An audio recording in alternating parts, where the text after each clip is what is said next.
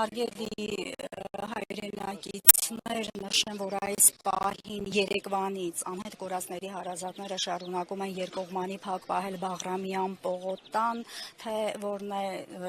նրանց պահանջը, այս պահին մենք կզրուցենք անհետ կորածների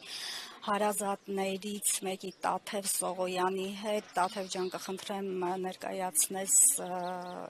որն է մտահոգությունը այս պահին անհետ կորածների հարազատների եւ կոնկրետ ինչ պահանջով եք փակ պահում փողոցը եւ որքանով հասկացանք նաեւ Հերացի փողոցը փակելու ծրագիր կար։ Մտահոգությունը մեկն է, որ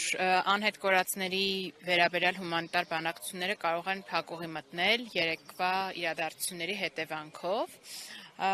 Կրկնեմ, պատերազմի ավարտից մինչ երեկվա դրությամբ հումանիտար հարցերով բանակցությունները վարվել են ազգային անվտանգության ծառայության տնօրենի կողմից եւ երկար ընդդիմությունից այդ հապաղումից հետո վերջին ժամանակներում բավական դրական ազդակներ էինք ստանում հենց ազգային անվտանգության ծառայությունից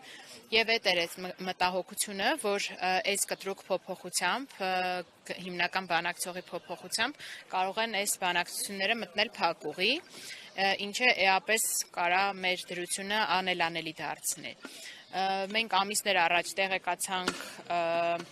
միջազգային հայցերից հրաժարվելու մասին, որը էլի մեր բողոքի ալիքը բարձրացրեց, այսինքն տեսնում ենք, որ հետևողական քայլերով ու այս ամբողջ փոփոխություններով ըստ էության մեր իշխանությունները թաղում են անհետ կորածների, բռնի անհետացածների հարցը, այսինքն մենք ունեինք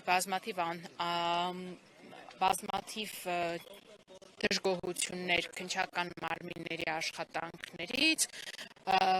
գնաց քննչական մարմնի ղեկավարը փոխվեց, նոր քննչական մարմնի ղեկավար եկավ, լրիվ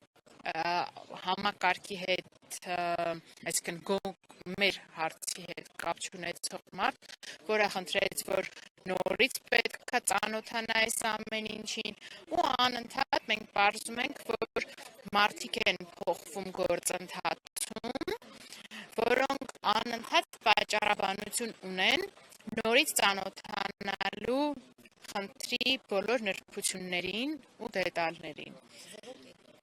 Այսինքն ամեն ինչ սկսել իրենց սեփական կետից, մենք դրա դառը փորձը տեսել ենք, թե ինչ է նշանակում բանակցությունները կամ գործընթացները սկսել սեփական կետից։ Պահանջը հիմա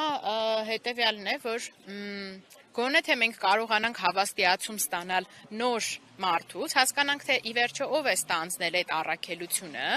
շարունակելու այս հարցը, գոնե թե նույն ինտենսիվությամբ ինչ որ նախկինում եղել էր, եւ նույն կետից ինչին որ հասել էինք։ Մենք դեռևս նման հավաստիացում չենք ստացել։